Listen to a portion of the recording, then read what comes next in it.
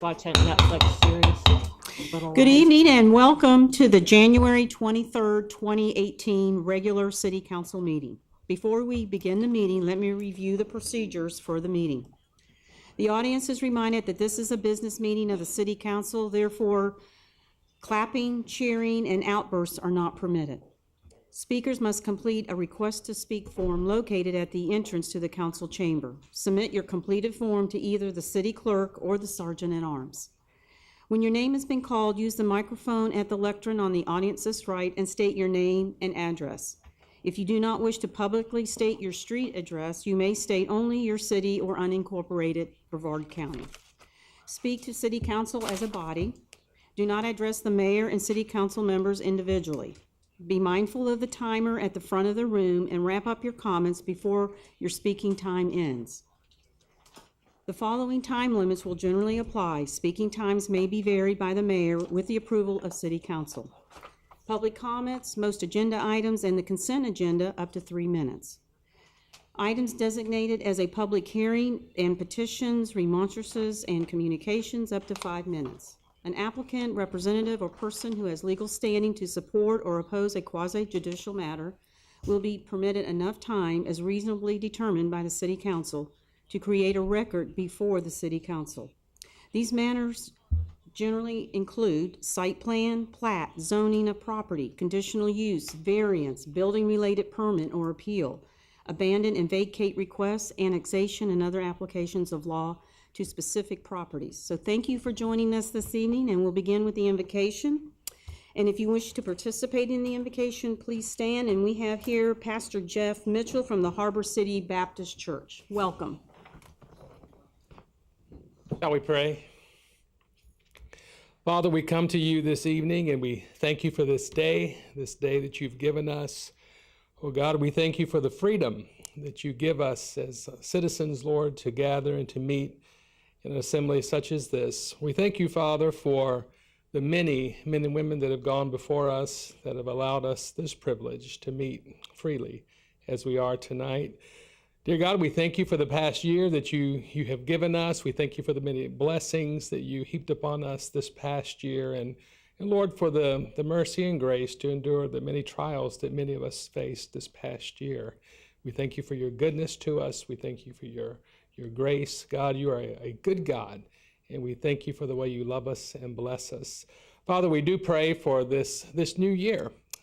Every day that we live is a gift, and we see it as such. And God, we pray that you would bless our fair city in this coming year. We lift up Melbourne to you. We pray that you would watch over us and keep us. God, I do pray for our city officials. I thank you for each one of them. I thank you for the sacrifice that they make of their time to lead us, to watch over us, and we pray for them. We pray that you'd give them much wisdom from above. Father, I do pray for our first responders. We thank you for these men and women that watch over us and protect us, take care of us, the first ones on the scene.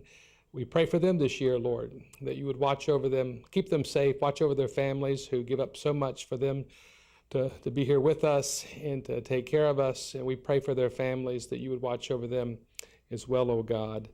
And Father, we do pray tonight that we will always acknowledge you. We will look to your most wonderful face, and we will never forget you, but we will seek your face, we'll seek your wisdom at all times. Father, I pray that you would just bless this meeting. We pray that much would be accomplished tonight. And again, we thank you for the privilege of gathering here in this place. We ask all this in Christ's name. Amen. Amen. Amen. Thank you, Pastor Mitchell. And next, join me for the Pledge of Allegiance. I pledge allegiance to the flag of the United States of America and to the republic for which it stands, one nation, under God, indivisible, with liberty and justice for all. Next is A3, roll call, Mr. McEwen. Councilmember Alfrey? Here. Councilmember Lopez? Aye. Councilmember Tim Thomas? Here. Councilmember Moore? Present. Councilmember Debbie Thomas? Here. Vice Mayor Minus? Here. Mayor Meehan? Here. Thank you. Next is A4, proclamations and presentations, and Mr. McNeese will join me in the employee presentations.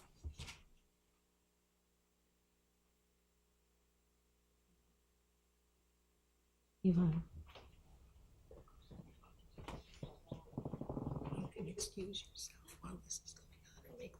Thank you, Mayor. For those of you who don't come every month to these meetings, we like to stop once a month and recognize city employees who have reached certain milestones of service, particularly those that are over 20 years. We have two gentlemen tonight that we want to recognize who have given 20 years of service to the city of Melbourne. I'm going to call each of your names and talk about you a little bit if you'll come up. And when I'm finished with the first, if you just wait to the side for a second, since we only have two, then city council members are going to want to come down and shake your hands, and we'll get a picture taken with you and recognize you and then send you on your way early this evening. So from our facilities management department, 20 years of service as an electrician for the city of Melbourne, Don DeLoach, come on down. Now, if you want to know, Don thankfully pointed out to me tonight the two lights out front that Hurricane Irma took, four around the corner. Yep. That Irma took required all kind of fabrication and some custom work, and they're now new and improved with LED lights. I went out there and took a look at them. They just got lit up today, I believe. Is that right, or yesterday? Yesterday. So if you want to leave the building, that's what this gentleman does for us, among many, many, many other things. You'll see him all over the city doing his electrical work, his 20 years, has received our Services, our Business Award, a lot of commendations from fellow staff members. Don's one of our veteran employees, so he's already contributed before we ever got to the city of Melbourne. I just got to say, Don, for your 20 years of dedicated service and what you do for us, keeping the lights on and electricity moving, thank you for your 20 years. Mayor's got a gift for you.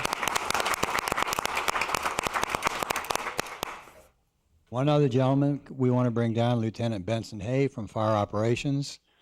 Been with us now for 20 years as a firefighter EMT, has risen to the level of lieutenant.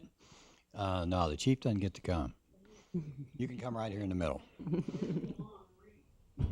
Interestingly, early in his career, the lieutenant was ordained and served as a chaplain for us, in addition to being a firefighter. He's assigned to Station 73 force at the airport, gets into all kind of interesting things there. I assume that means you're ARF certified as well, certified for airplane, high specific airport rescue, which is an additional certification. He's got fire science certification. Again, it's right here on the paper. His ARF certification, Fire Officer 1, and has achieved a lot of training along the years. 20 years with the Melbourne Fire Department, one of our real fine gentlemen, Lieutenant Benson Hay. Thank you for your service. Council members, if you'll come on down.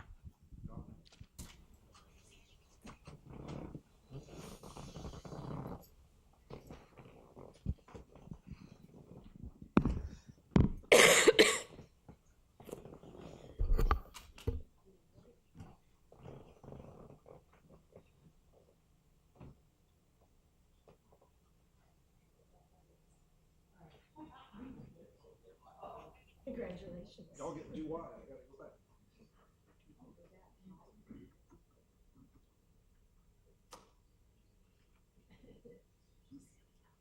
Thank you, John. Coming out. Thank you.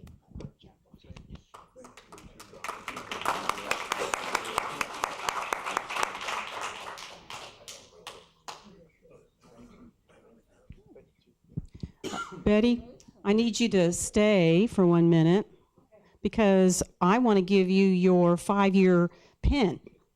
Oh, really? A card, not a pin, but a gift certificate for being on council for 5 years. So thank you. 5 years. Yes. Can you believe that much fun? Yes. Time goes fast. Thank you, Betty.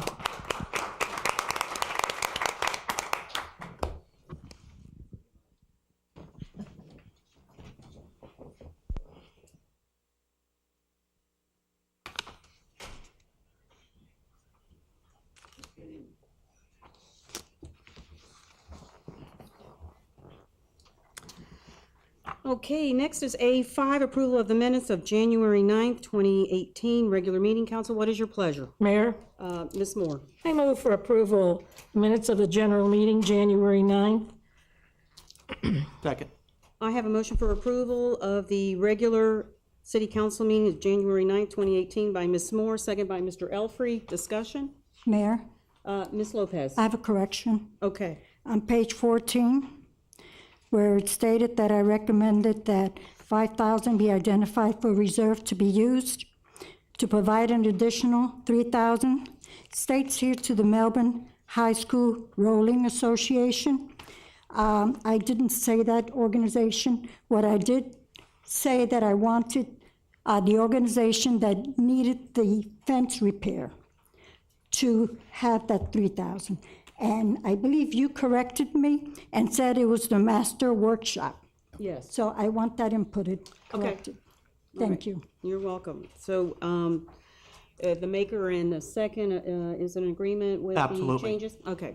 Please. Those in favor, say aye. Aye. Those opposed, and I vote aye, and the motion passes. Item number A6 is City Manager's Report. Mr. McNeish, you're on. Thank you, Mayor. You have the activity report for the month of January this week. Beyond that, I don't have anything to add. Be happy to take any questions you have on that information. All right, any questions for Mr. McNeish? Seeing none. Item A7, public comments. Mr. McEwen, do I have any sign-up sheets? Yes, I do. Okay. I have two. Mr. Stanley Smith, and followed by Matthew Collins. How are you doing, Madam Mayor and respected council members, Mr. McNeish? About 2 years ago, I sent an email to council in the city concerning my concerns about public safety and our inability to retain and hire officers for the city of Melbourne. The city has continued having struggles doing that. And I know nobody, we're not Orlando. Everybody keeps wanting to say we're not Orlando. However, we mirror Orlando very much with our crime stats and everything else. And we've even renamed our airport as such. Orlando currently is paying their starting officers $9,000 a year more. They have a 20 and out retirement plan. Their benefits package is very good. If we do not do something in this city to compete, we're going to lose and continue to lose. Orange County Sheriff's Office has officers coming over here at night recruiting our officers. And they're offering a $2,500 sign-on bonus and have raised their salaries to meet that of Orlando. They're an adjoining neighbor to Brevard County.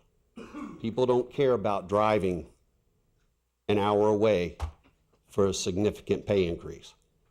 If this city doesn't do something to change it,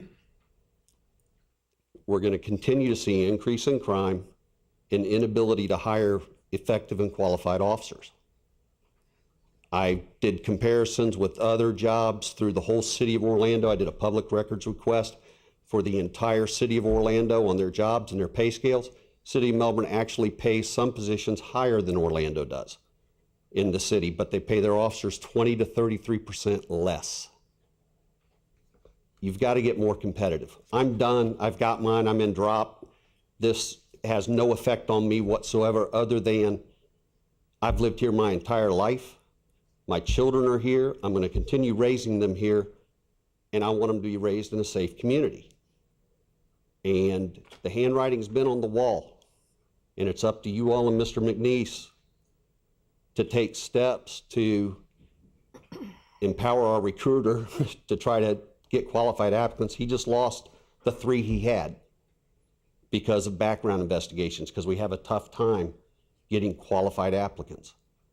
We are short 14 positions, not including our trainees. We have 5 trainees right now, so essentially we're down 19 to 20 officers.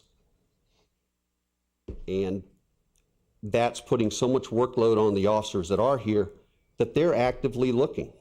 I know 5 right now in the selection process for Orange County. So my time is up, but if y'all have any questions, I do have information for all of y'all. It's a packet I put together, I'll hand out for Mr. McNeish and all of y'all to see where I got my research. And turn it over here for the city clerk, and then she'll pass them out. Thank you, Mr. Smith, for your concerns. We'll take it under advisement. Mayor, I think Mr. McNeish. I think it's fair to point out that you are in the middle of a collective bargaining process with the Police Benevolent Association that I don't expect the gentleman is here representing the union. No. And so this is any conversation on this subject in this venue is probably not appropriate. Okay, So all right, I'd say just let it pass. okay. All right, thank you, Mr. All right. Smith. And just likewise, I've done some legal research too. Y'all have extreme power in this position to have your discussions and stuff. Okay, all right, thank you, Mr. Smith. Next is Matthew Collins. Good evening, council members. My name is Matthew Collins. I've been a resident of Brevard County for about 17 years. I currently live in West Melbourne at 555 Chestnut Street, again, West Melbourne, Florida. I'm a father of 3, and my wife's a teacher here in the area. I'm here today really for 2 reasons. One, to make you aware of some drainage concerns I have that's directly impacted me in my neighborhood.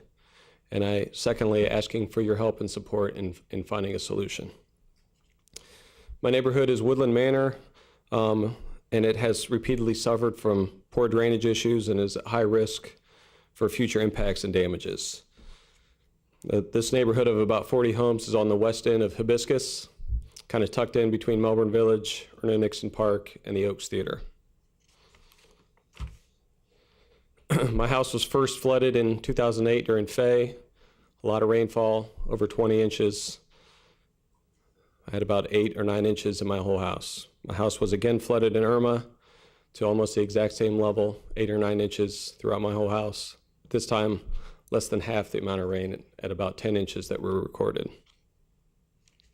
I think worse, my house in my neighborhood has experienced numerous near misses. Just to cite 2 examples, in September 13th, 2016, about a week before Hurricane Matthew, after about 3.5 inches of rain, I was within inches again of being flooded. Another example, September 2nd, 2017, a week before Hurricane Irma, after 4.5 inches of rain, again within inches of being flooded. Since my house was first flooded in 2008, and during many of these events or after these events, I've reached out to West Melbourne, Melbourne, and the county, public works folks, and the folks that should be responsible for help, but no corrective action's been taken to date. More recently, I've had more success just here in the last couple of weeks with West Melbourne, and again, just recently here with the county to get their ear, and I think they're looking to take action, and I expect them to reach out and coordinate with you guys as well. I have numerous drainage concerns that kind of fall into different buckets. Those are specific to my neighborhood that fall in West Melbourne's jurisdiction, and you've got the canal that fall into the county. The particular issue I want to make you aware of that's related to Melbourne is the whole northeast corner of the Hibiscus Evans Road, the Oaks Theater, all those businesses, all of that water that comes down, and I actually don't know how far it reaches west and north.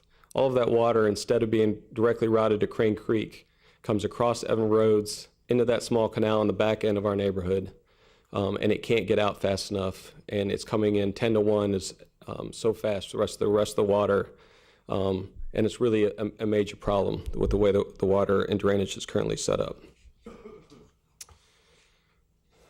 Mr. Collins, can you wrap it up, sir? Sure. Earlier this week, you guys got my letter along with some slides and details, and really all I'm here asking for you guys is to take the time to look at that, so that my family can get back in their house and we don't have to panic every time, there's a afternoon thunderstorm.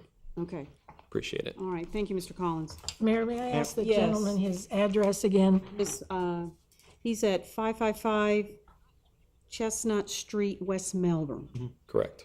Yep, Mayor, All right, wait a minute, Mr. Okay. Alfrey. Ms. Moore, are you done? Yeah, I'm just confused as to where this is. That's the reason Yeah, it's in West Melbourne. but, Yes.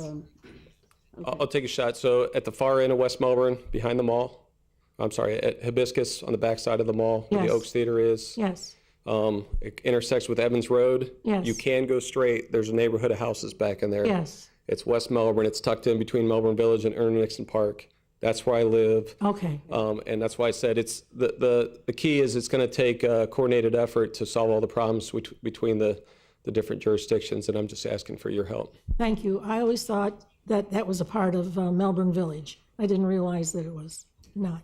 Mayor? Thank you. Mr. Elfrey, and then Ms. Lopez. Yeah, yes, Matthew's actually contacted me as well, and I kind of looked at it, and he's in a position where it's county, and we're right to the east, and then, of course, West Melbourne. So what I would like is for our staff to kind of look at that on our end and see what we could do, instead of him having to run to every, municipality and county to go, hey, I need something done.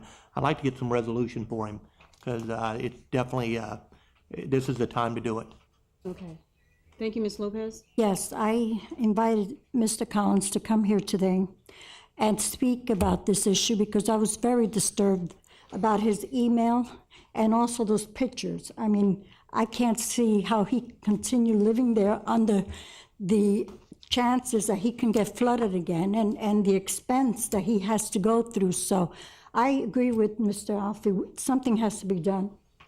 And the city should participate in it as well. Okay.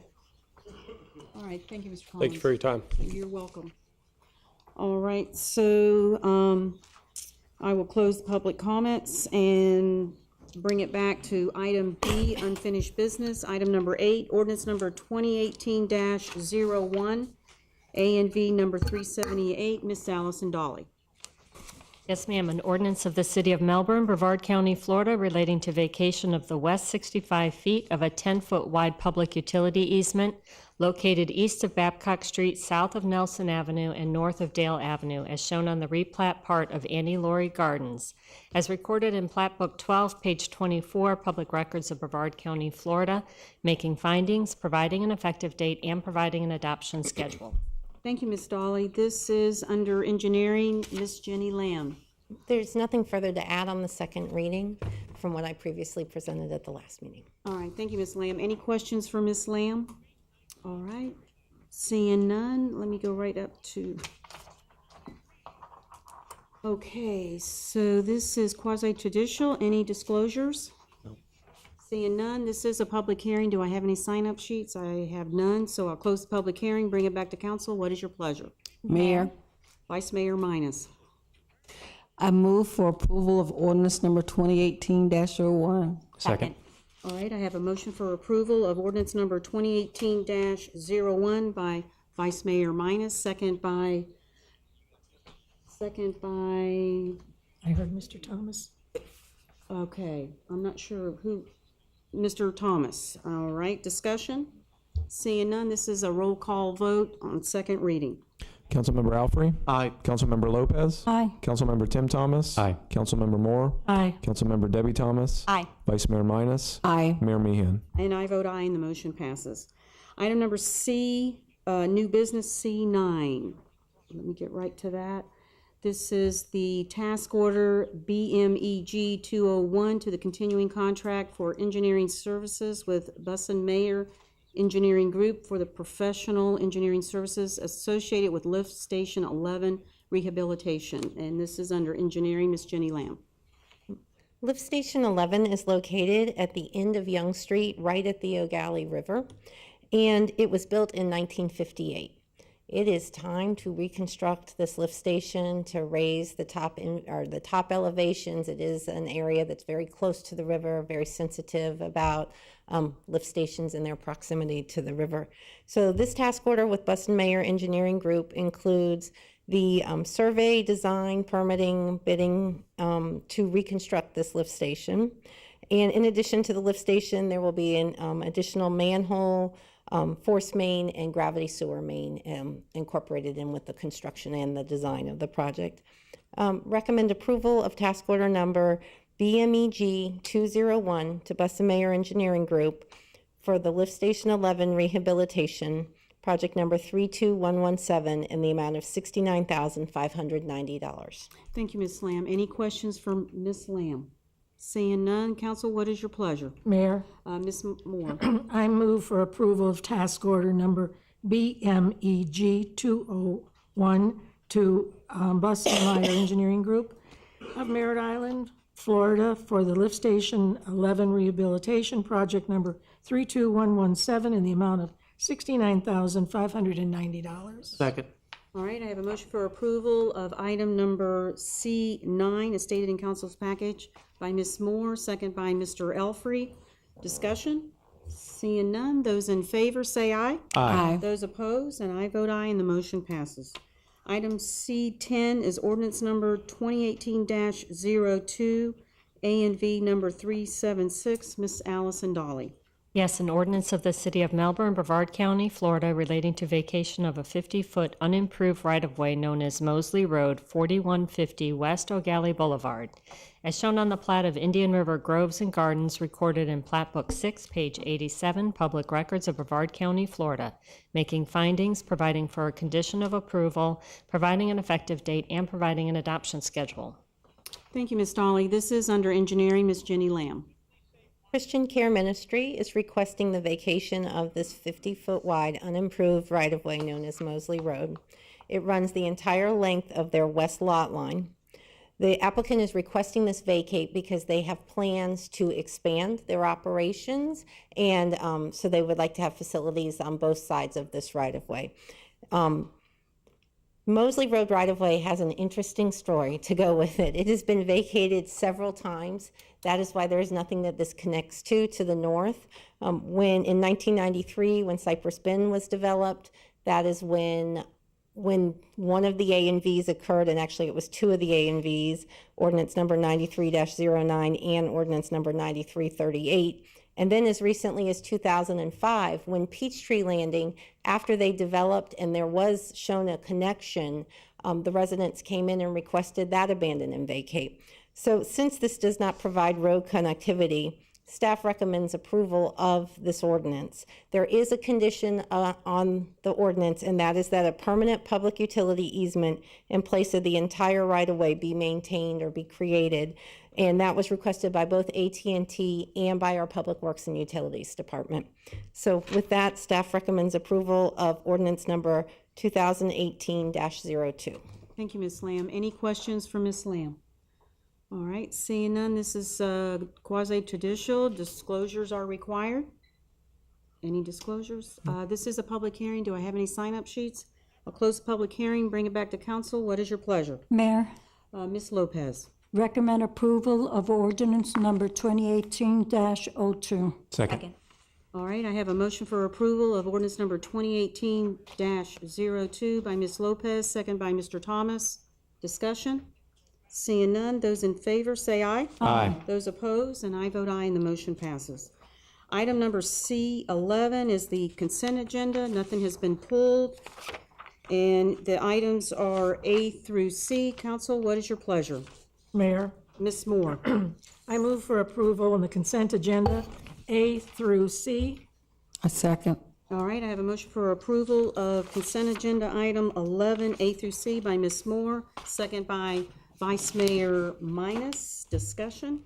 Seeing none, those in favor say aye. Aye. Those opposed, and I vote aye, and the motion passes.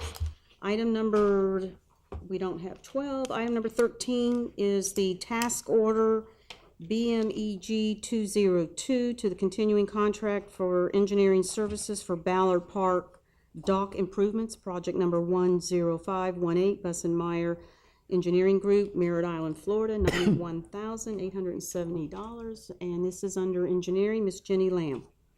The city was awarded a Florida Inland Navigation District Waterway Assistant Program grant. We like to call that the FINE grant. They were awarded that, and the grant is for phase 1, which is the survey, design, and permitting of 2 boat launch docks and ramps at Ballard Park. The scope of services under this task order is for the surveying, the ecological and geotechnical services, the design, and the permitting, along with the bidding for the project. We have a pretty tight time frame on this because staff intends on applying for the next cycle of FINE grants, and we have to have permits in hand by mid-September. So there is funding available in this project after you approved item 11C on the consent item. That's the second, that was the match money. And so with that, staff recommends approval of task order number BMEG 202 in the amount of $91,870. Thank you, Ms. Lamb. Any questions for Ms. Lamb? Mayor, Ms. Lopez? do we have any idea how much those 2 boat ramps are gonna cost us?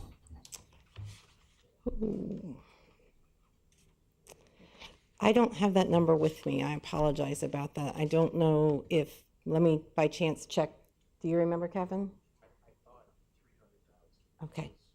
We're thinking 300,000, but I don't have that number with us. Okay, but we do have enough sufficient funds in that account to cover the cost of building those 2 boat ramps. We have the cost for the design of the project, and that's the 50/50 match grant. And we'll be applying, I believe, in April, in March or April, you'll be having an agenda item for the application for the next phase of that, and we'll be applying for another 50/50 match grant with fine for them to pay for half of the boat ramps. And so that gives us time to put that in next year's budget, to budget for the city's match amount for the construction portion. Okay, thank you. All right, yeah, Ms. Moore. Those boat ramps are used continuously there, unbelievably. So I am glad that we're taking action and going to do some engineering and replacing them also. Also, since that park is used, I spoke with Mr. Brisky that I would like at some point we look at replacing those restrooms in Ballard Park. Okay. All right, anyone else? All right, seeing none, council, what is your pleasure? Mayor, Vice Mayor Minus. I move for for approval of task order number BMEG 202 to Buston Mayer Engineering Group Incorporated of Merritt Island, Florida for the Ballard Park Dock Improvements, project number 10518 in the amount of $91,870. Second. All right, I have a motion for approval of item number 13 as stated in council's package by Vice Mayor Minus, second by Ms. Thomas. Discussion?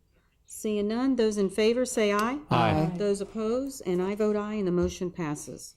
Item 14 is the resolution number 3712, a resolution providing for a budget transfer from prior year surplus of $507,200 to the airport fund operating budget and $533,800 to the airport fund capital projects budget. This is going to be heard by Marilyn Hively, the Senior Director of Finance and Administration at the airport. Welcome, Marilyn. Thank you. Good evening, Mayor and council members. At the December 8th meeting of the Melbourne Airport Authority, the authority approved an increase to our operating budget of $507,200 and $533,800 to our capital projects budget. The $507,200 increase to the operating budget is for the airport contribution to the mill and overlay of runway 9 right, 27 left, or our main runway. The $533,800 increase to the capital projects budget consists of 3 items. First, the mill and overlay of the main runway will increase $533,800. $507,200 comes from the Airport Authority. The $25,200 comes from FAA, and $1,400 comes from FDOT. And by making this budget adjustment, then our budget will be in line with the grants that we've received from FAA and FDOT. The fuel farm project is proposed to increase $133,438 as a result of some unforeseen changes that have occurred on the project. The largest of this became apparent during Hurricane Irma. The original plan called for us to waterproof the containment area. During the hurricane, the containment area was underwater for several days, and even after we pumped out the area, the water table was too high for us to actually apply the waterproofing. So we had to apply a special water-resistant membrane between the concrete and the waterproofing for us to obtain a warranty for the water containment coatings. And then the last piece of this is the airport proposes to transfer $133,438,000 $438 from project savings to cover the additional costs at the fuel farm. All right. Thank you, Ms. Hively. Any questions for Ms. Hively? Seeing none, council, what is your pleasure? Madam Mayor, Mr. Thomas? recommend approval of resolution number 3712. Second. All right, I have a motion for approval of resolution number 3712 by Mr. Thomas, second by Mr. Elfrey. Discussion? Seeing none, those in favor say aye. Aye. Those opposed, and I vote aye, and the motion passes. Thank you, Ms. Hively. See you in the morning. 8:30 sharp, that's right. Item number 15, ordinance number 2018-03, administrative zoning code amendment, bat houses. Ms. Allison Dolly. An ordinance of the City of Melbourne, Brevard County, Florida, relating to bat birdhouses, amending the zoning code of the City of Melbourne, Florida, making findings, amending Appendix B of the City Code entitled Zoning, amending Article 2, Definitions, amending Article 7, Accessory and Temporary Uses and Structures, providing for severability and interpretation, providing an effective date, and providing an adoption schedule. Thank you, Ms. Dolly. This is under Community Development. Ms. Cindy Dittmer. Yes, this is the first reading of an ordinance amending City Code, Appendix B, Article 2, and Article 7. Back in July of 2017, Council had given staff direction to look at making bat houses an allowable structure within our City Code. As you recall, when we spoke about it back then, we didn't really have a category that they fit into. And after some research and some time with city staff, we did look at considering a type of an accessory structure, but that would fall within a category that we have called garden amenities. Garden amenity is typically something you're going to see in a residential property that's not an occupiable space, that's sort of trellises or pergolas or things like that that you may have in your backyard. So we determined to categorize them, the bat houses, in that garden amenity category. So basically, the ordinance as it's proposed this evening would propose both a bat or a birdhouse. We didn't want to discriminate against the birds. That they would be permitted to be up to 15 feet in height, that they would be permitted within your front yard, behind your front building setback, and along with a 5-foot setback off of your side or rear property lines. We did also propose that staff would need to review any proposed bird or bat houses.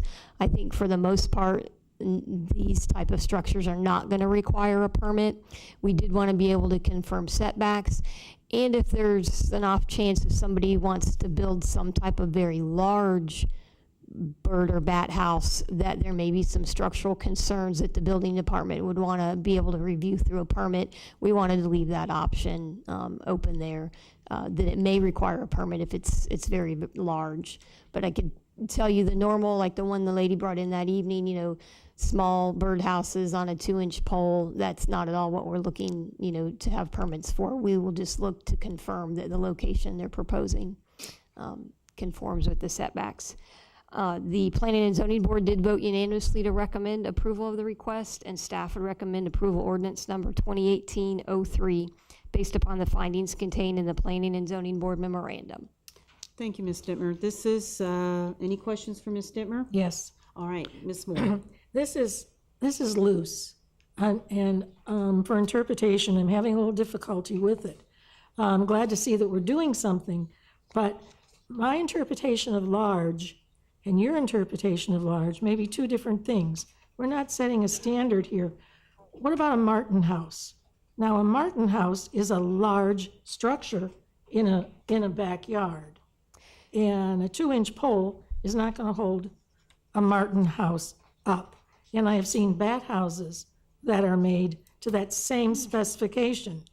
So are we going to have to do a building permit for a Martin house? That's one of the things the building department would want to review, is if it looks structurally maybe unsound, as if the house on top of the pole may not be able to be held up by the size pole that's being permitted, then they want to be able to review that, make a recommendation. I would say that a normal size Martin house that's, maybe a 2x2 or so that you see, that's not something that's going to require a permit. What we wanted to make sure is that we didn't just say there are no permits at all that are required, and somebody comes in with an 8-inch diameter, telephone pole and wants to put a 6x6, battered birdhouse on the top of it. Yeah. And that's something that both between the building official, myself, and the city engineer will look at as they come in, if there's any concerns. We're not at all trying to require these to have permits. Oh, I'm But we sure they also won't. don't want to miss out on, some safety concern that, that the building official may have. Yeah, I'm sure that we're not going to have that many come in for permits. But one person's definition of large doesn't always mean someone else's definition of large. So that's what I was concerned about. Okay. Thank you. Mayor, Yeah, Ms. Lopez. is there a limit on how many bat houses a resident could have on their property? The way the code is proposed, there would not be if they were within the setback guidelines. There is a limit on accessory structures, but the garden amenities, we don't categorize them and count them. You can have a maximum number of accessory structures. They would not fall into that category. So you could have multiple, although in reading some of the guidance for installing bat houses, I will tell you that it wouldn't be appropriate and good for the bats if you put multiple bat houses close together. There's a distance they recommended, and offhand I don't remember what that was, but you don't want to have multiples all grouped together. Okay, thanks. All right, any other questions? All right, seeing none, this is a public hearing. Do I have any sign-up sheets? No. I'll close the public hearing, bring it back to council. What is your pleasure? Mayor, Ms. Thomas? move for approval of ordinance number 2018-03. Second. All right, I have a motion for approval of ordinance number 2018-03 as stated in council's package by Ms. Thomas, second by Mr. Elfrey. Discussion? Seeing none, those in favor say aye. Aye. Those opposed, and I vote aye, and the motion passes. Item number C16, ordinance number 2018-04, zoning code text amendment and land development regulations sidewalk waiver process. Ms. Allison Dolly. An ordinance of the City of Melbourne, Brevard County, Florida, relating to sidewalks, amending the zoning code of the City of Melbourne, Florida, making findings, amending Appendix B of the City Code entitled Zoning, amending Article 9, Zoning Applications and Procedures, amending Appendix D of the City Code entitled Land Development Code, amending Section 8.6, Required Improvements, amending Section 9.105, General Intent and Applicability, amending Section 9.106, Definitions, amending Section 9.107, Design Standards, amending Section 9.109, Establishment of Sidewalks Trust Fund, amending Section 9.110, Administration of Sidewalks Trust Fund, amending Section 9.112, Sidewalk Required in Accordance with Plan, amending Section 9.113, Allocation of Sidewalks Trust Fund Payments, providing for severability and interpretation, providing an effective date, and providing an adoption schedule. Thank you, Ms. Dolly. This is under Community Development. Ms. Cindy Dittmer. Yes, this is the first reading of an ordinance amending City Code Appendix B and Appendix D. Back in November of 2017, we had a little discussion on sidewalks, and staff was directed to prepare a code amendment that would provide a type of waiver process for single-family residential infill lots, particularly those located in rural areas or with excessive street frontage. I popped this slide back up from that meeting. I just wanted to go back through what council had given us direction on. So it was option B, and basically the idea was to provide some type of waiver, a partial waiver, if properties met the first three criteria. And the ordinance is proposed with those three criteria, as well as one additional. If you remember, we had a speaker that evening.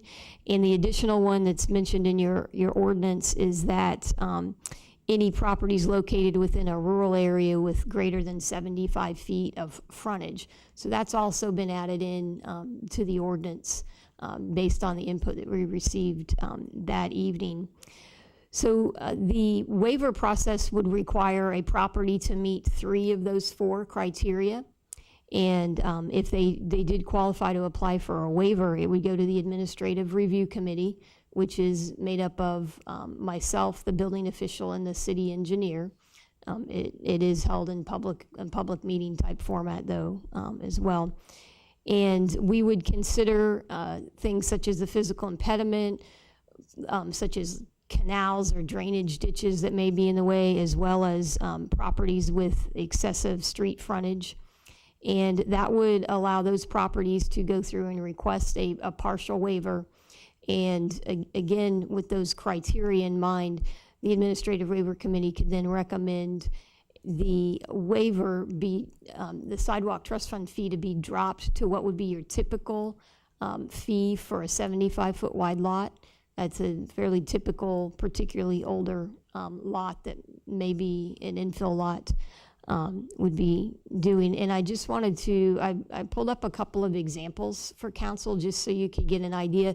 These are actually 2 requests that are in right now for building permits, and wanted to show you, this is on Easy Street, and it's a corner lot, and there's you can't really see it in the aerial, but there's a drainage canal around both sides, so the ability to put into a sidewalk is just not there.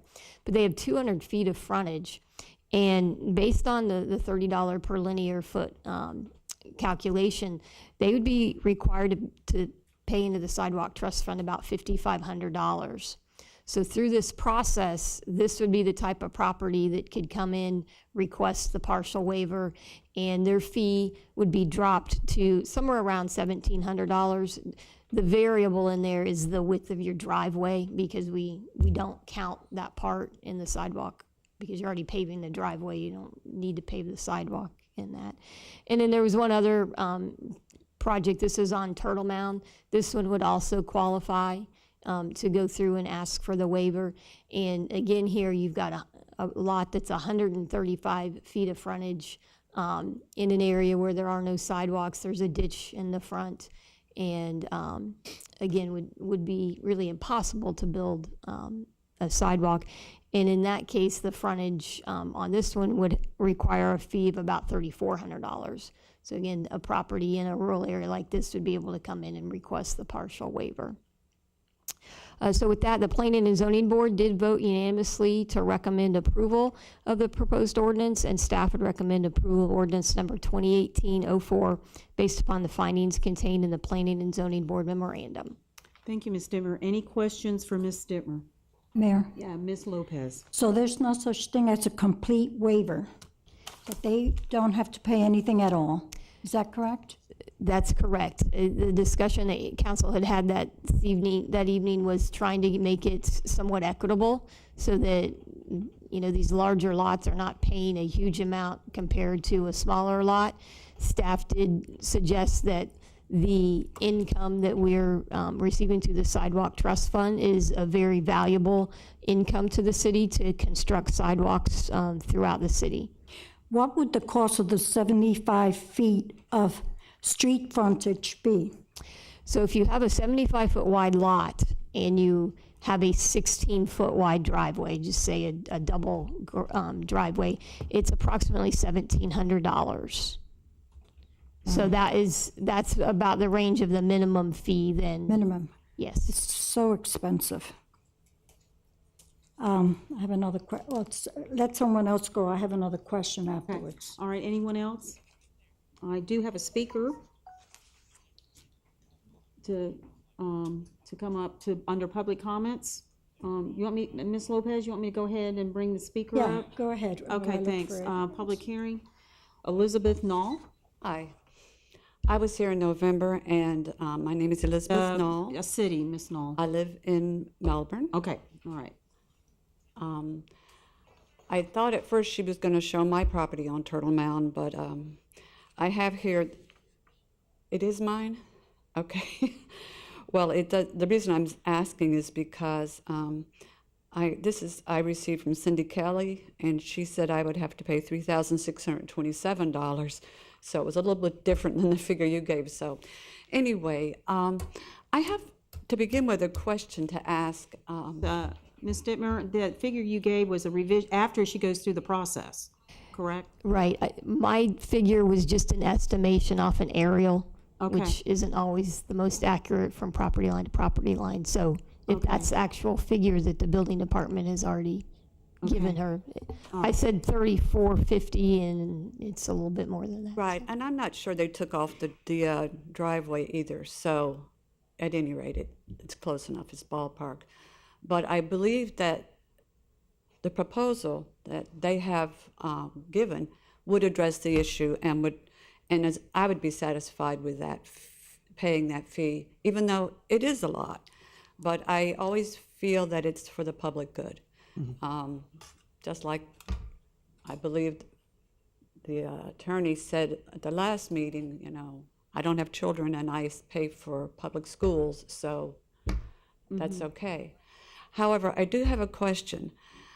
The property I bought had a house on it. Now, I demolished that house, but the fact that it had a house, does that make any difference? I mean, an impact fee has already been paid by the person who built that house. Impact fees and all kinds of fees and everything. Is there a waiver for that? That would be my question. Okay. The sidewalk payment is not an impact fee. It is different in the requiring the construction of the sidewalk or the fee in lieu of. As far as if there was a house there previously, there's a certain time frame in our code that I believe it can only be 5 years that it's been demolished to have any credits on your impact fees. But again, this is a sidewalk. It's a requirement to build the sidewalk. There's just the option to get the fee in lieu of. So anybody who buys a house within the city limits that does not have a sidewalk will be assessed this fee, as I understand it. Okay, at that time, even though the No. house. No, Mayor? I don't think so. Ms. Right, Dipper, can you answer It's that? when you construct a building, Right. not when you buy a building. Mayor? Okay. I can answer that. Actually, what we're discussing is actually a change. It's the Florida Building Code. What it basically states is when you do a certain amount, 25, 50%, and you change a structure, you have to change that structure up to the 2001 Florida Building Code, windows, et cetera. That being said, when you do that, you kind of go through with a brand-new house now. So I know kind of the idea as well, there's an old house there. That's not how the Florida Building Code looks at it, and we just kind of follow that. All right, but there's no house there. There was up until October when I had it demolished, yes. Okay.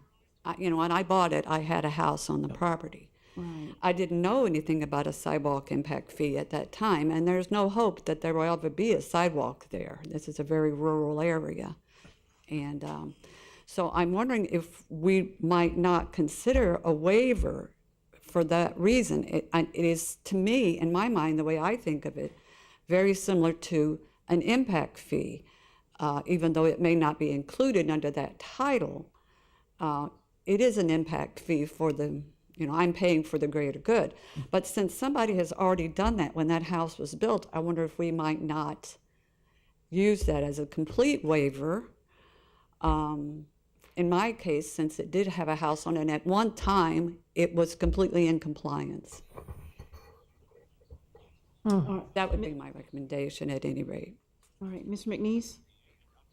If I understand the situation correctly, if the property owner previously, when that house was built, paid this fee in lieu of building a sidewalk, and we can document that in some way, in fairness, we would say we probably need to look at this to see whether that would be, it would be a vesting issue, that they're already vested with that payment, which is kind of how your impact fee works. If you paid it and tore the house down and it was down less than 5 years, something we'd have to look at. Now, I'm going to suspect that this house was probably built, the initial house, the one that was just torn down, long before this program even existed, so no fee would have ever been paid. But we can look into that, because it would be unfair to require a new property owner to pay a fee on that property if one had already been paid before. That lot essentially made its contribution. But I suspect that that's unlikely, that house was probably built long before this program existed, but we can certainly look at that. There's something we need to do to address an unfairness there, because she would have, philosophically, that initial payment would have been built into the price of the house, and the new buyer would have had to cover it. So we can look at that, and if that happens to be the circumstances, come up with a suggestion on what would be the way to deal with that. Although I suspect that's not where we are, but it is a fairness issue we'd be happy to look at. All right, so we'll look into it and get back with you. Thank you. Thank you very much. All right, thank you. Ms. Lopez, did she have an No additional? more speakers? No, that's it. Okay. I'll close the public hearing, bring back to council. What is your pleasure? I'm not finished. I have two questions. On page 191, on the middle, it says the owner or developer of a lot recorded after January 10th, 1995 is not eligible to request a waiver of the sidewalk requirement. Did you mean before January 10th and not after?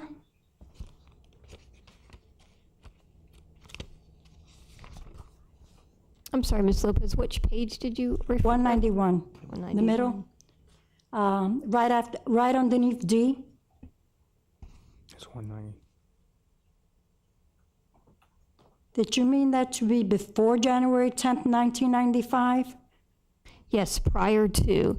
So in 1995, that date is there. That was a major rewrite of the subdivision ordinance. We often refer back to that date. The sidewalks were required at that time, and that's typically, you don't see subdivisions platted after 1995 without sidewalks. So when you see these infill lots, you see them, they're either unplatted, where they're just a large piece of land, like the one here off Turtle Mound that we discussed, or they're from a subdivision plat prior to 1995. Okay. Is that? Another question I have is, if the funds are not used within 6 years, the date of the payment, the funds get returned to the resident or the developer or owner, is that correct? According to what stated there in your agenda item? I believe that language is in there.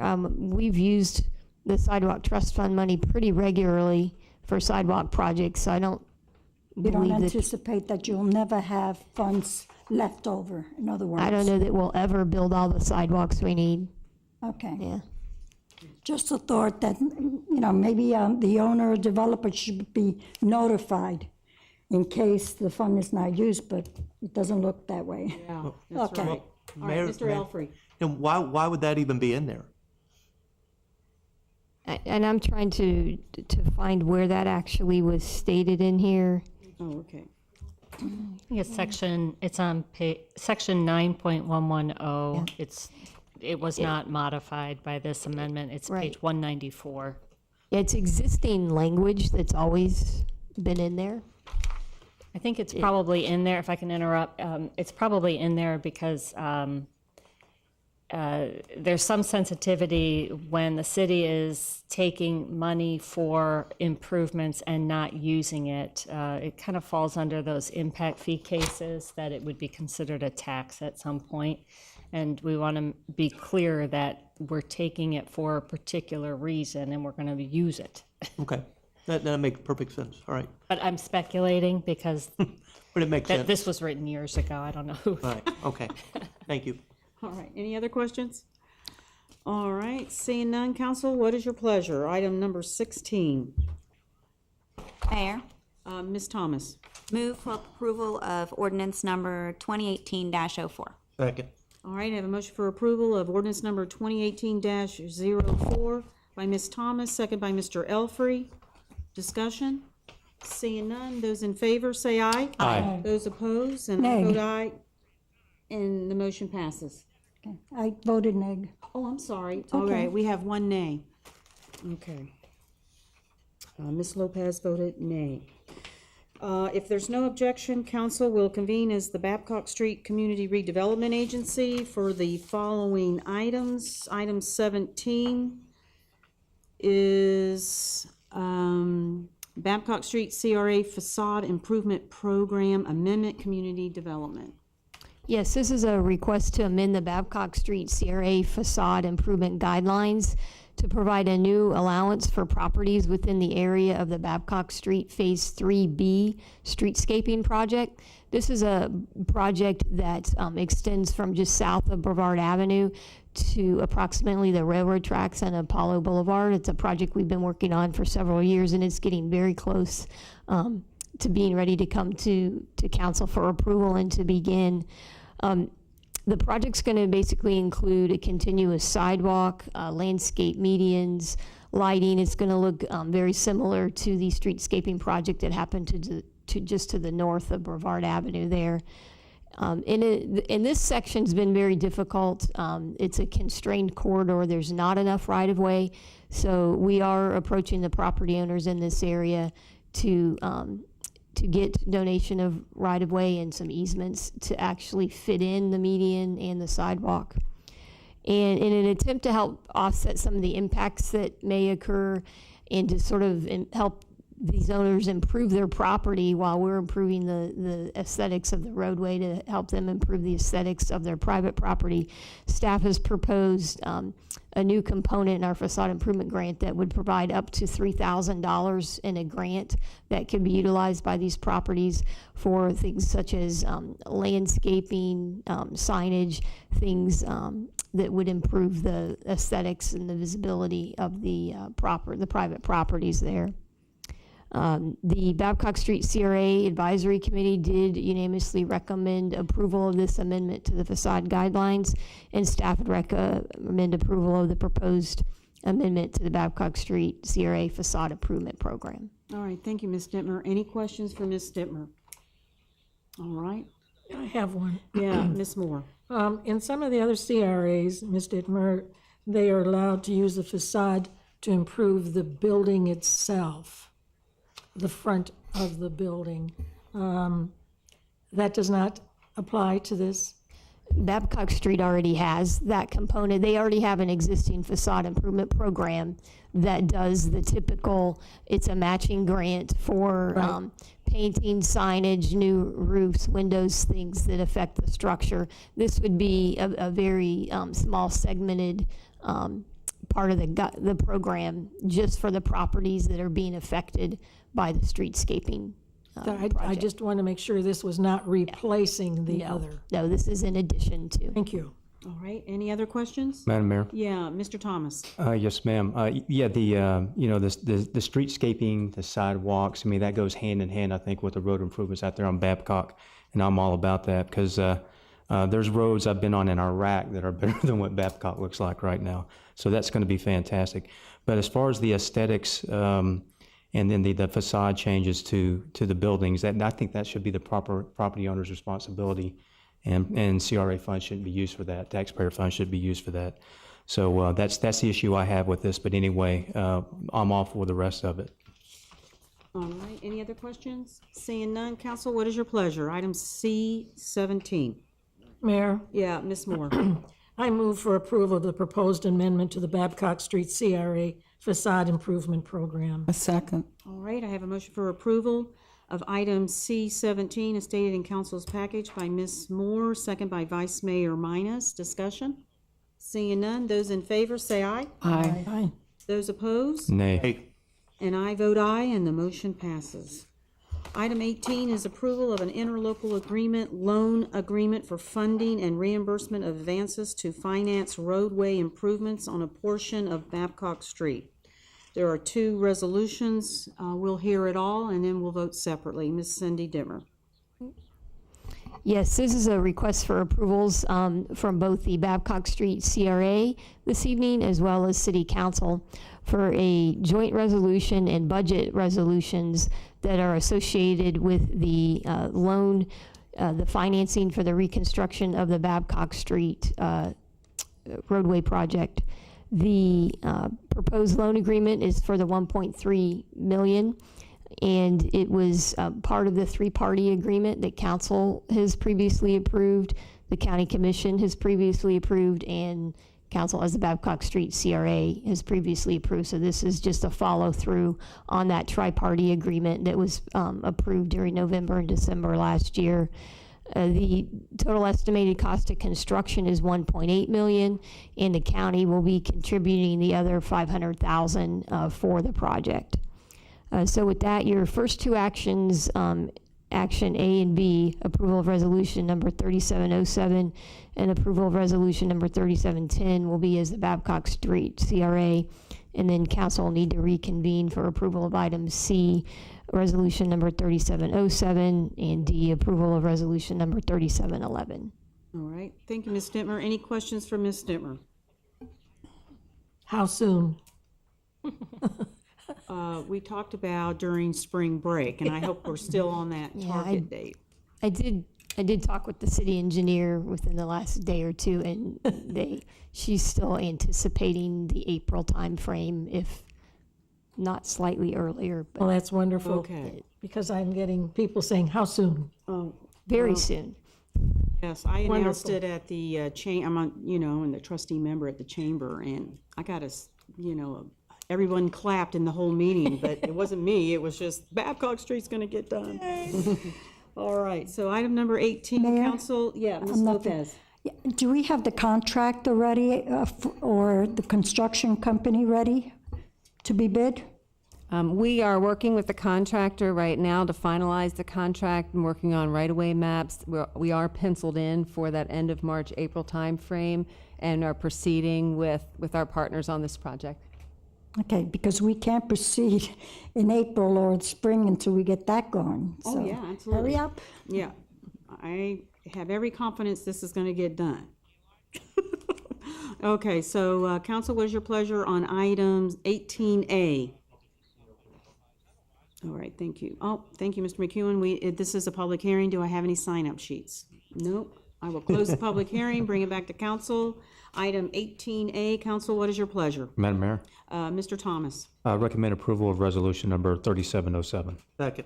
I have a motion for approval of resolution number 3707 as stated in council's package by Mr. Thomas, second by Mr. Elfrey. Discussion? Seeing none, those in favor say aye. Aye. Those opposed, and I vote aye, and the motion passes. Item 18B, resolution 3710. Council, what is your pleasure? Mayor? Ms. Lopez. Approval of resolution number 3710. Second. All right, I have a motion for approval of item number 18B, resolution number 3710 by Ms. Lopez, second by Ms. Thomas. Discussion? Seeing none, those in favor say aye. Aye. Those oppose, and I vote aye, and the motion passes. Without objection, council will reconvene for the following items. Resolution number 3701. Council, what is your pleasure? Mayor, Ms. Moore. I move for approval of resolution 3707. Second. All right, I have a motion by Ms. Moore, approval of resolution 3707, and second by Ms. Thomas. Discussion? Seeing none, those in favor say aye. Aye. Those opposed, and I vote aye, and the motion passes. Item 18D, resolution number 3711. Council, what is your pleasure? Ms. Moore. I move for approval of resolution number 3711. Second. All right, I have a motion for approval of resolution number 3711 by Ms. Moore, second by Mr. Thomas. Discussion? Seeing none, those in favor say aye. Aye. Those opposed, and I vote aye, and the motion passes. Item number 19 is ordinance number 2018-05. Ms. Allison Dolly. An ordinance of the City of Melbourne, Brevard County, Florida, relating to apportionment of city council districts, making findings, amending Chapter 22 of the City Code entitled Elections, amending Section 22-34 by altering the description of Council District 3, adopting a map, amending the boundary of City Council District 3 in accordance with Section 22-40, providing for interpretation, providing an effective date, and providing an adoption schedule. Thank you, Ms. Dolly. This is under the city clerk's office. Who's going to report on that? Okay, Mr. McEwen, you're on. Thank you, Mayor. The City Council periodically adopts an ordinance amending the boundaries of city council districts after properties have been annexed into the city. For the 2017 calendar year, 4 annexation ordinances were adopted. 3 of the 4 ordinances adopted annexed property whose data already exists in city code. The remaining ordinance affects the boundaries of Council District 3. So this ordinance before you amends the boundaries of that district, Council District 3, and provides for an updated district map. Staff recommends approval of ordinance number 2018-05. All right, thank you, Mr. McEwen. Any questions for Mr. McEwen?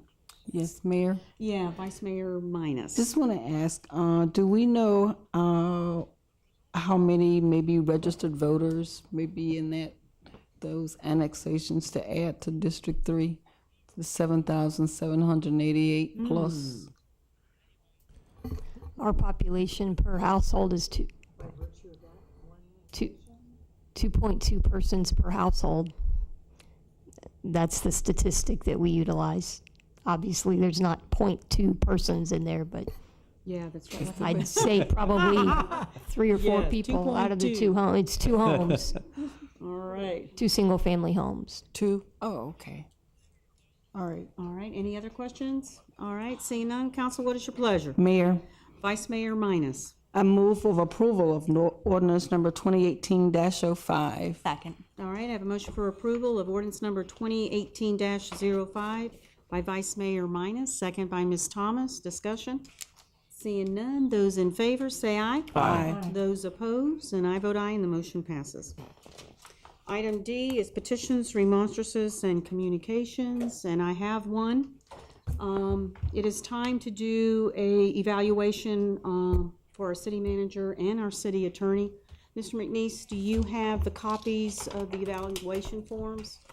Yes, I do. All right, so what I want to do is if you all will take the time to fill out the evacuations and then get, Now? not now, to take it home, look at it, and give me, should I do a month? Should we give you a month to do it, or 2 weeks? I think the next council meeting, The certainly next 2 weeks council, would The be. next council meeting? Will be sufficient. Okay, so that will be, Be nice. so that's gonna be February, can you believe this? Mayor, I make a motion that these evaluations be returned the next council meeting, which is in 2 weeks, Which will be February 13th. February 13th. Okay. All right, is that okay? Good. All right, so I have a motion by Ms. Moore. Do I have a second? Second. All right, I have a second by Ms. Thomas. Discussion? So, Mayor? Ms. Dolly, did you have? I would just let you know that you do not have my evaluation form there, and I will get it to you tomorrow, Okay, all right, so that will be emailed to us. unless you want to just skip it. Oh, no, okay, Vice Mayor Minus. Are we bringing it back here, or are we taking it to the clerk's office? Yes, what do we Or do? no later than by second meeting, next meeting? I would make a suggestion, we bring it to the clerk's office and just have it in by the 13th. Okay, no later than. No later than the 13th to put it on the agenda? Okay, because it will be put on the agenda. Oh, So I think we need at least a week prior to that. that's, So have it by the clerk's office February 5th. Does that give you enough time? Or February 6th? What have we done in the past? Let me ask the clerk, what is our procedure in the past? Well, let me ask the city manager what his intent is. Is he seeking to have you publicly evaluate him on February 13th? My Or is he intent just is to looking get for a a deadline glowing to have these turned evaluation in? from everyone. Second. Actually, the answer to the first question, what have we done before? We haven't done anything. This has never happened before in my time in Melbourne. So it is really the will of the council. I don't have anything specific that I'm looking for except to get feedback from you on how we think we're doing. If you want to turn your individual evaluations into the clerk to be compiled and put on the agenda for an open discussion, that's a perfect good idea. I'll also offer to you, any of you, as you go through it, if you'd like to schedule time to sit down with me and hash out some of your comments or some of your thoughts, I'd be happy to spend the time with you as well and hear from you directly. If it, some things may take time to write down, and if you want to do it that way. So if you want to hand your forms to the clerk when you're finished, we can put them on the council agenda, and it's really up to you whether you want to have some sort of a follow-up discussion. It's certainly fine with me, and then you can come to some sort of consensus. You may want to talk to each other about what you're looking for. Okay. Mayor, I'd like to rescind my motion. I was thinking past several years back, Mr. McNeese. I would like have time to do this evaluation, since we're both doing it for the city attorney and the city manager. I don't think at this point they need to be discussed at the council meeting. I would like them to be sort of tabulated and see what everyone's put it together, consensus is. I think this should be a very fair evaluation on both individuals. So I'm not sure how we're going to proceed with this. I'd like the other council members to weigh in on Okay, this. very Mayor? good. Ms. Lopez? Is this the first time this is done? No, with Mr. McNeese, With yes. Mr. McNeese. Okay. Yes, and of course, Allison Dolly, too. Okay, I would like more time, since we do have two of them. Okay, and then you want 2 to meet weeks. with them? and- Yes, and then also meet with Allison too. That's right. All right, Madam Mayor. yeah, Mr. Thomas. And forgive me, Mayor, I've done lots of these at the Department of Defense level, but normally when I've done them at that level, when you have these evaluations, you also get what is called a support form that comes with it, which basically, during that rating period, it's a list of accomplishments by the person being rated. And so, do y'all not do that as part of your evaluation process with the city? Or is that something that we do when we meet with you individually? The answer is there is no process here. Okay. Right. If it's the will of the council that I develop something like that, I'm sure Alice and I would be glad to.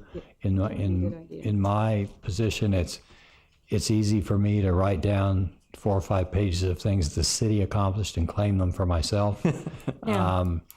I would be more inclined, if you want something like that, to try to focus on where have I put my efforts, what have I tried to do organizationally, which is not going to be a 6-page, list of wonderful things that people like Jenny Lamb and Cindy Dittmer have done for the city. So I'll do what you want. If you'd like me to put some time into something like that, I'd be glad to.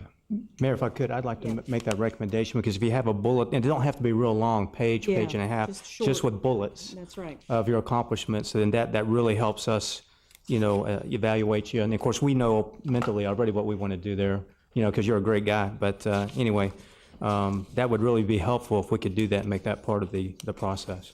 Yeah. Mayor? All right, Ms. Moore. I would like to take 30 days in order to do this, and have it back to the city clerk within 30 days. Okay. You want it shorter?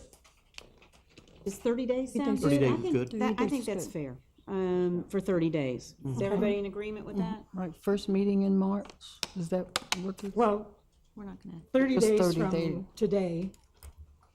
All right, so that would be February 27th is the council meeting. February 27th? I don't know that it needs to be at a council meeting. I mean, to get it into the city clerk's office, all of our Okay. reports. Because once you do the evaluation, then discussion of a possible raise, that kind of stuff, but she needs to come back to us. Then it could come back to us at the following meeting. Mayor? Yes, all right. If I could say, it Yeah, would Ms. probably be better not to say that we're putting anything on an agenda item at this point, because I Right. think when those come in, I mean, you as the mayor would probably be looking at them and going over them, and it'll be depending on what you see and what you find, and then you may want to bring it up then as a discussion item. Okay, That is where my train of thought is going, all right, so Councilman Thomas. 30 days then. Okay. All right, so everybody in agreement? Do I need a motion, or just, we're all in consensus? All right, we're in consensus. All right, thank you. All right, anything else? Madam Mayor. Mr. Thomas? This is mainly for the city manager. Sir, have we received any type of indication of when we're going to get the police report back on the incident that took place over on Post with the young man that was killed in the crosswalk? There's for lack of a better phrase, a blackout period within which that can't be made public that I believe was 60 days. I know the chief's not here tonight. I'll find that out for you. Yes, sir. And get you that information when it may be available now, but it seems like that was a 60-day window. Okay. I'll see what I can find out. Yeah, can you send that out by email to all of us, Mr. McNeese? That'd be great. Yes, sir. Certainly. All right, thank you. All right, Vice Mayor Minus. Right. In the city manager's report, he had the Police Community Relations Council meeting. That's February 8th, and our very own again, mayor will be doing the installation of officers. Normally that's done in January, but due to the tragedy in my family, the meeting was canceled. So we're going to do it February 8th at Joseph N. Davis Community Center. Okay. Very good. Good. 7 p.m. Thank you, Mayor. You're welcome. All right, anything else? Yeah, Mr. McNeese.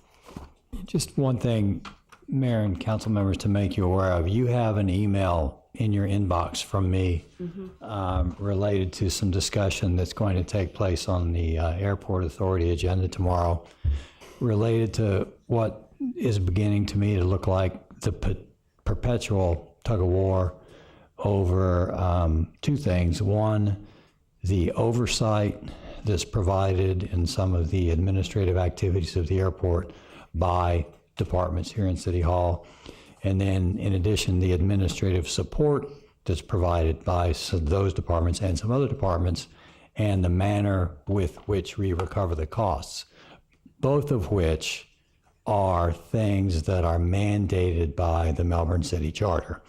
So as we go about our business trying to do our jobs related to the charter, we just seem to be locked in this perpetual tug of war over how we're doing it, which the longer I deal with it, the more I realize it really doesn't have anything whatsoever to do with the administrative details. It has to do with who's going to make the rules.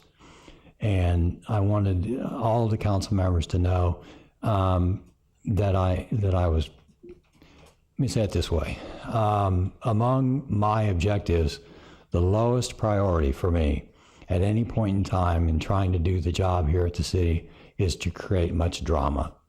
And y'all know me well enough by now to know that I'm not making that up. That's kind of how I go through my day. It's not my intention in any way to stir up drama over this issue. But I think it's important that it be called out that primacy on these issues, on the governance model and what the city charter says and how these relationships are going to work is at this table. It's the city council's primacy. And the only other thing, and I've given this an awful lot of thought, in my experience, the person who complains the most that the rules don't apply to them, or that they're above the rules, or that they should be able to make the rules for themselves, is not the person who needs less oversight. And I throw that out just as a piece of experience from my time in government. And you can read my other comments. I've provided them to each of the council members, so you'll be informed of kind of what's going on. Thank you. Mr. McNeese, are you going to be there at the meeting tomorrow? Yes, ma'am. Okay, and Ms. Dolly, okay. So, and you're going to refer to that policy, the travel policy? Yes, ma'am. Okay. I hope that we can get this resolved. And, you know, I can give all of you as much detail as you would like, but at the end of the day, there's, as Mr. McNeese described, there's a fundamental disagreement by the attorney that represents the airport authority as to what the powers of the airport authority are. And I guess it puts us in an awkward position because he would like to see me negotiate what the powers of the airport authority are. And I'm not able to do that because the charter declares what those powers are. So I just keep falling back to the charter says we have to do this. And so that's the position that I've been taking so far. Mayor. Yeah, Ms. Thomas. And I think it would behoove us to make sure we have the rest of council understanding a little bit of what I feel is important information to have. I think this situation that's going on puts myself, Mr. Thomas, and the mayor in an odd position because we're being asked to make decisions there that do not fall within the charter. And by doing so, if we say yes there, we would then have to come back here and say no later on. And, that doesn't work. We do have two attorneys, which don't forget, our attorney here at the city is the airport attorney. I mean, that is just the way it works. The airport is basically owned by the city of Melbourne.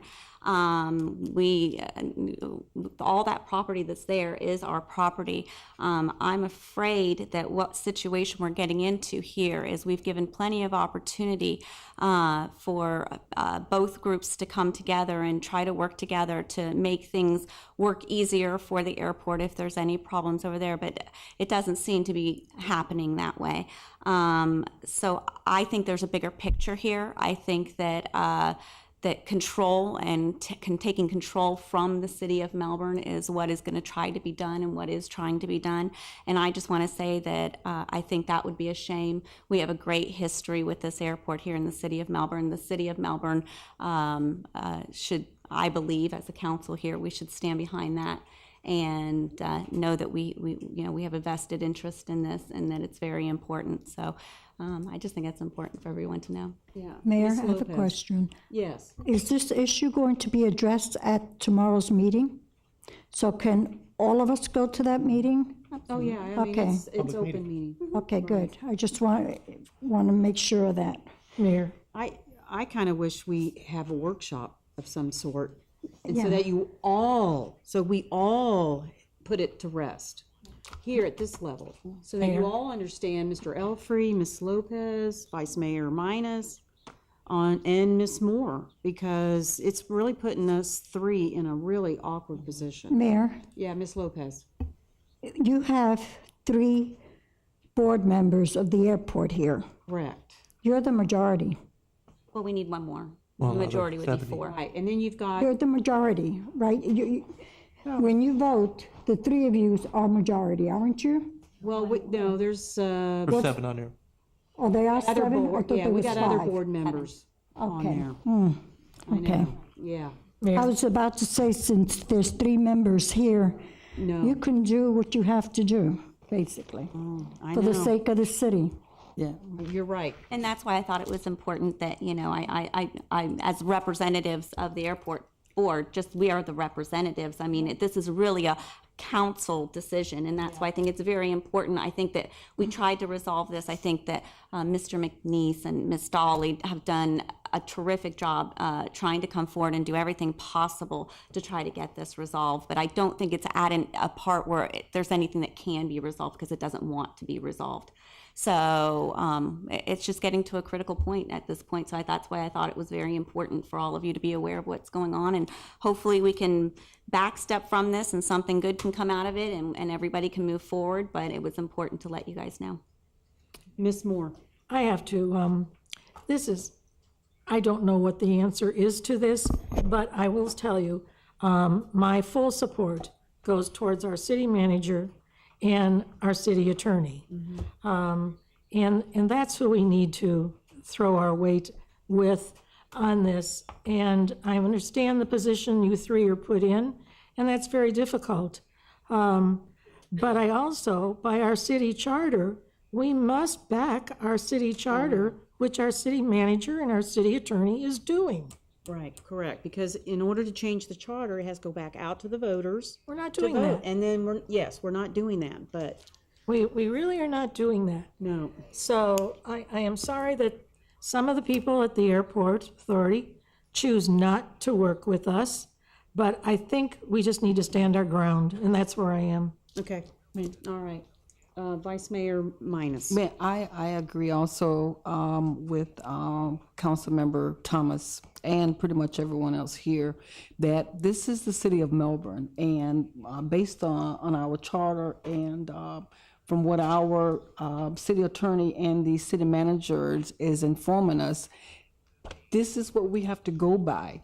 And when our constituents go to their board meeting, then hopefully they know pretty much the take or the stance on council that that's not going to fly, you know. So hopefully that when you all go tomorrow, that, you know, hey, we are definitely for the city of Melbourne and for the council, and we have to abide by our charter.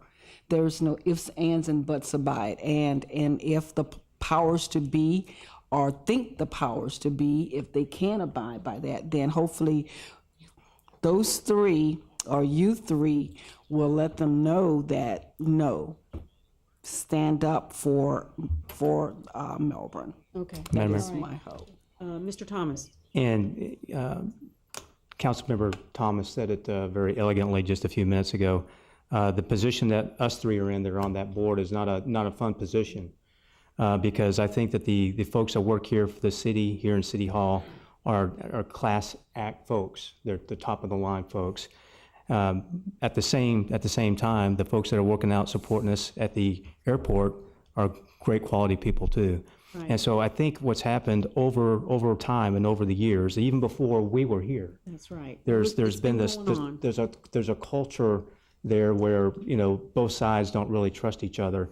And I'm just, you know, I'm disappointed that it's come to where it's come now. I was really hoping over the last few months that whatever issues were there would be resolved, and they weren't resolved, obviously. So, you know, but those are good folks out there at the airport too, and we got to really be careful that it don't become an us versus them mentality, because I think that's been perpetuated over the history, like even before we even got here on the city council. So like I say, I hope it can be worked out, and we can serve the city of Melbourne and the residents the way they need to be served. Yeah. And Mayor, Ms. I Thomas. absolutely, totally agree with that. I mean, the staffs that are over there at Melbourne are wonderful people, and they do such a terrific job. And in the end, I mean, if we don't resolve these issues, which these issues need to be resolved, I mean, it could turn into a financial situation where paychecks are not being paid exactly how they say it should be, but we can only do it a certain kind of way. And so it could hurt the staff, and we don't want that to happen to the staff. That can't happen to the staff. We can't allow that to happen. And that is why it's critical and important that we stand up now and do the right thing. All right, Mr. McNeese. Just want to add one thing. I really appreciate Councilman Moore's comments about standing behind the city manager and the city attorney. But I want to be clear what I would ask for in that respect, which is that you stand behind us as we exercise our roles in defending and administering the city charter, the city ordinances, the city code, as we're required to by our contracts. Because it's not about me, and it's not about Ms. Dolly.